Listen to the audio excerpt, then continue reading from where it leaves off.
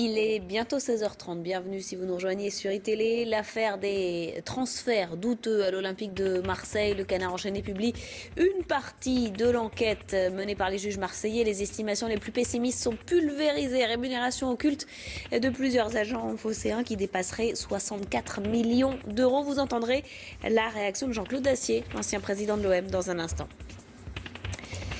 L'opération Reconquête continue pour François Hollande. La France va mieux, c'est son slogan et il compte bien le démontrer en déplacement dans la Sarthe cet après-midi pour visiter le leader mondial dans la mécanique de précision. On ira retrouver Jean-Jérôme Bertolus qui le suit.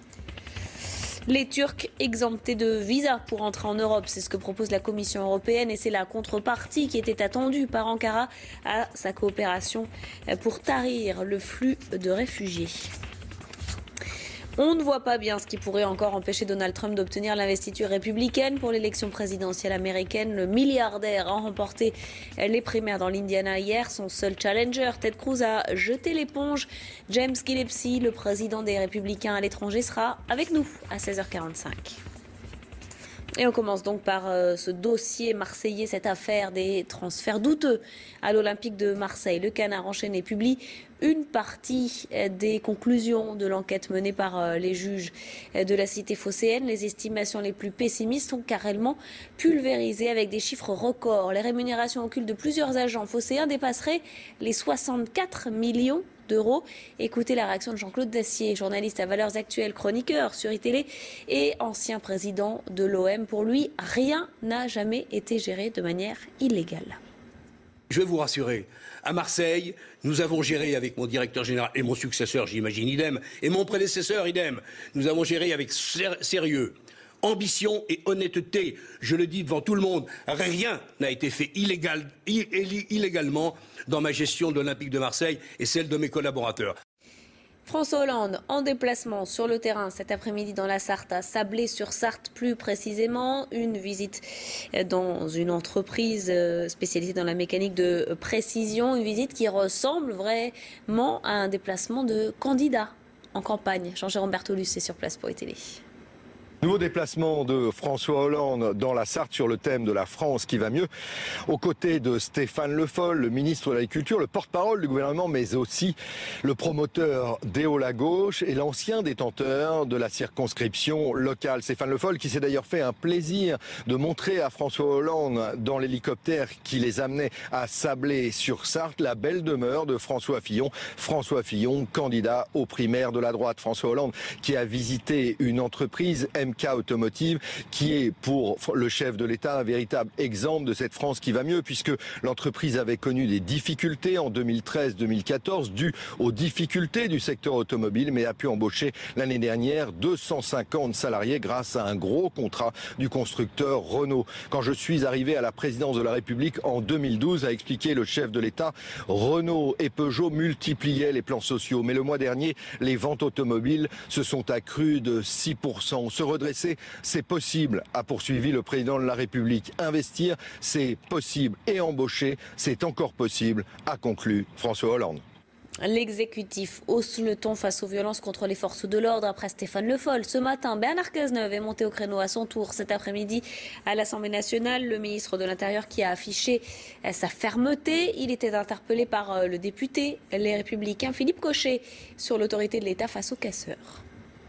Où est la vérité dans votre question, monsieur Cochet, lorsque vous laissez à penser qu'il y aurait une espèce de complaisance du gouvernement à l'égard des casseurs, alors que j'ai donné des instructions extrêmement claires pour qu'ils soient interpellés et que depuis le début du mouvement social en cours, il y a eu 1000 casseurs d'interpellés, que par une relation exceptionnelle entre les forces de sécurité et les procureurs de la République, beaucoup d'entre eux ont été mis en comparution immédiate et que le droit est systématiquement passé parce qu'il n'y aura aucune complaisance du gouvernement à l'égard de ceux qui s'en prennent aux forces de l'ordre, masqués, avec des cocktails Molotov, avec des armes qui sont extrêmement dangereuses. Eh bien, vis-à-vis de ces casseurs, nous sommes d'une fermeté totale, mais nous le sommes dans le respect rigoureux des principes de l'état de droit, parce que l'autorité de l'État, c'est aussi le respect à chaque instant des principes de droit par ceux qui sont investis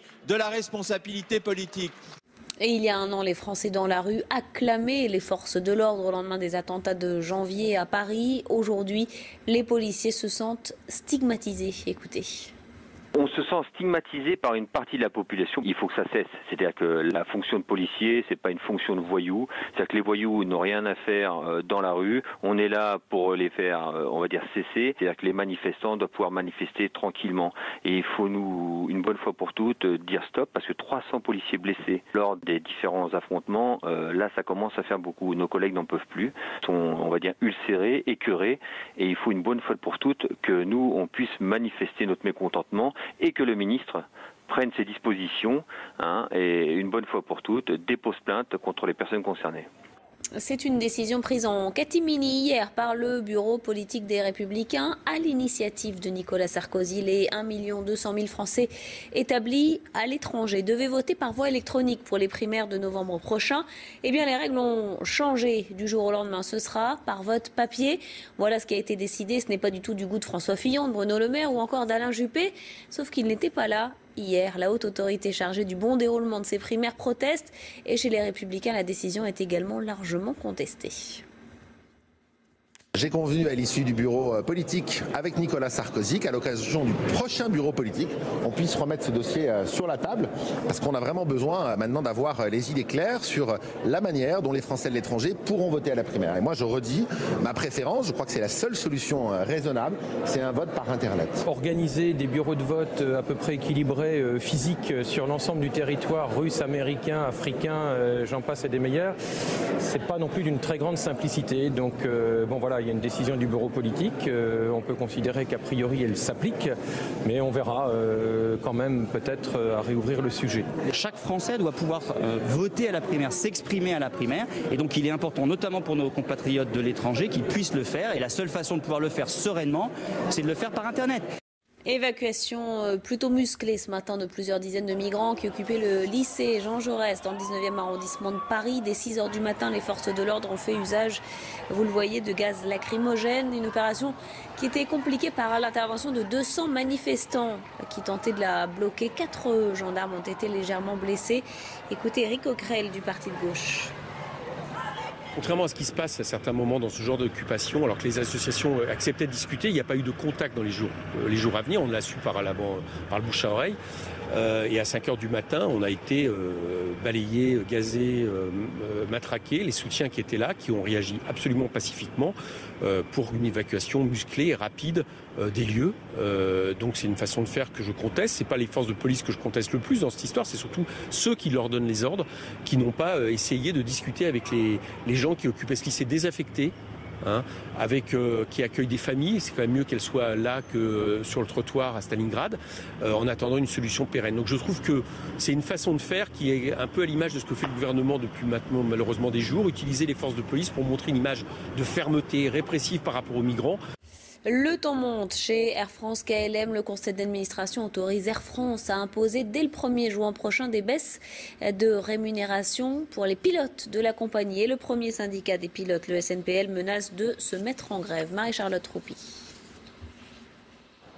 Baisser les salaires des pilotes pour une meilleure compétitivité. La décision du PDG de la compagnie Air France vient d'être autorisée par le conseil d'administration du groupe. Pour le premier syndicat des pilotes, c'est une provocation. Cette décision intervient à un moment où les résultats de la compagnie sont bons. C'est un passage en force, un incendie que vient d'allumer Frédéric Gagé. Et il se trompe clairement s'il pense que nous n'irons pas jusqu'à la grève en dernier recours. Cet arbitrage du conseil d'administration du groupe aura 2 conséquences majeures pour les pilotes. Les heures de nuit, jusqu'ici payées 50% de plus que les horaires de jour, ne seront plus majorées qu'à 40%. Et pour les jours passés au sol, une baisse de rémunération est annoncée.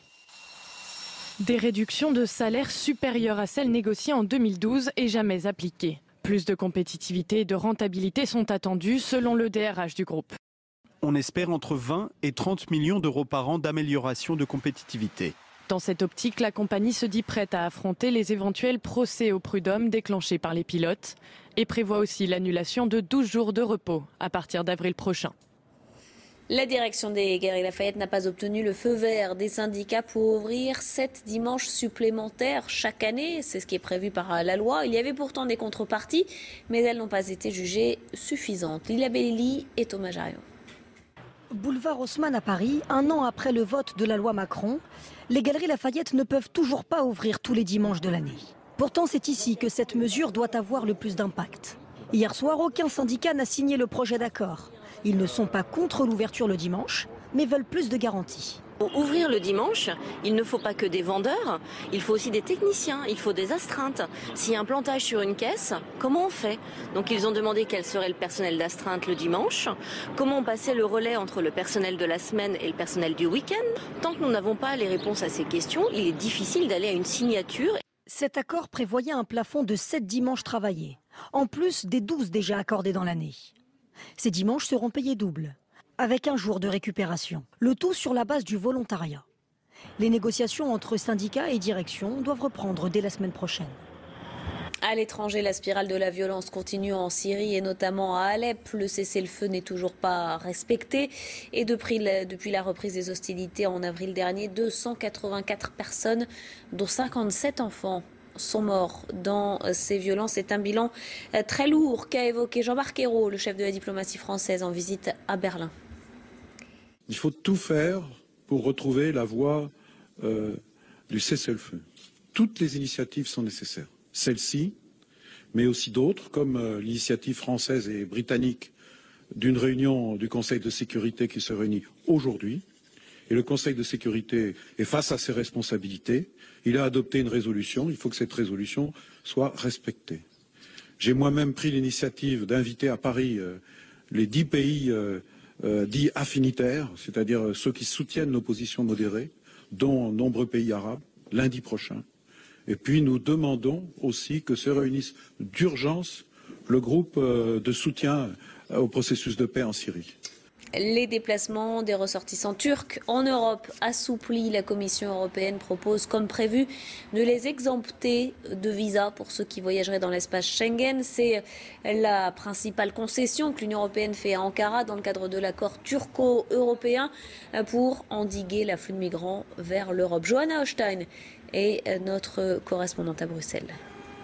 Alors pour bien comprendre cette décision, il faut savoir que les Turcs avaient besoin de faire une demande de visa avant de venir dans un des pays de l'espace Schengen. Avec la décision de la Commission européenne, à compter du 1er juillet, les ressortissants turcs n'auraient plus besoin de remplir cette formalité. Ils pourraient donc venir librement dans un pays de l'espace Schengen, et ce pour une durée inférieure à 3 mois. Cette décision ne leur donne pas en revanche le droit de travailler dans un pays de l'espace Schengen. Alors cette décision annoncée aujourd'hui doit encore être validée par le Parlement européen et par les États membres. Rien n'est fait pour le moment parce qu'au Parlement européen, par exemple, on s'étonne que la Commission européenne ait annoncé une telle mesure alors même que le régime turc est de plus en plus autoritaire, alors même qu'Ankara n'a pas rempli l'entièreté des critères imposés par l'Europe pour lever le régime des visas.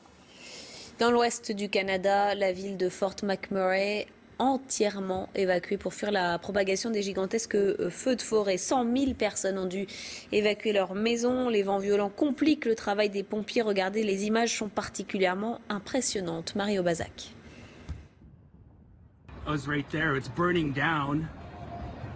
Sur ces images amateurs, un habitant prend conscience de la gravité de la situation. Les flammes sont à quelques mètres de sa maison. Un peu plus loin, ces automobilistes sont plongés dans un nuage de fumée sur une route encerclée par le feu. La ville entière doit être évacuée, 100 000 habitants au total. Le feu a littéralement traversé la rivière. Nous avons eu à peine 2 minutes pour rentrer chez nous, prendre nos affaires et partir. Nous avions préparé nos sacs la veille au cas où quelque chose comme ça arriverait.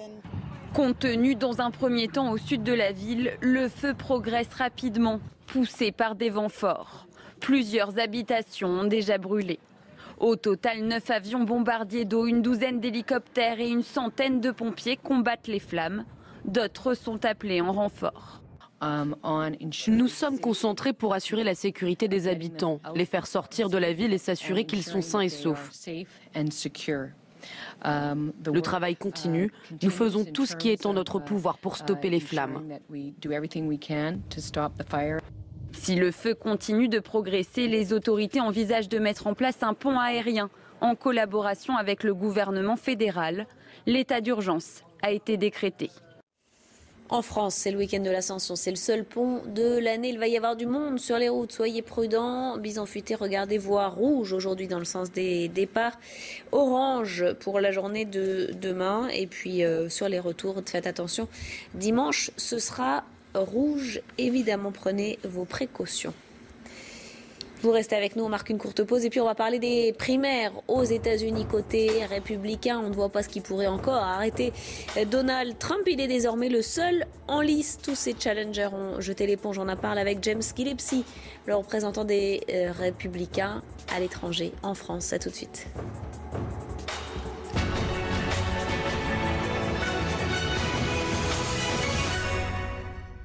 Préjugés, les papilles se lèvent toujours aux aurores. Pourquoi? Parce que le premier arrivé est le premier arrivé.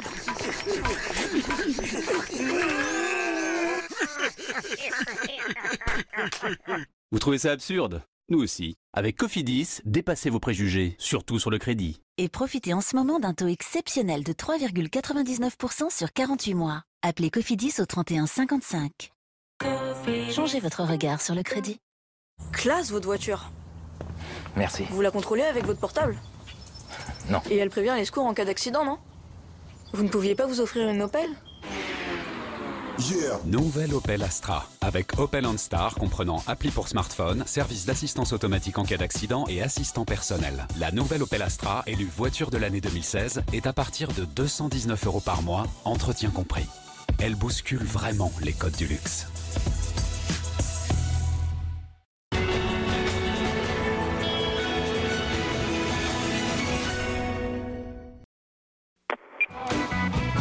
L'actualité économique, c'est tous les jours avec la chronique éco et le week-end avec l'hebdo de l'éco.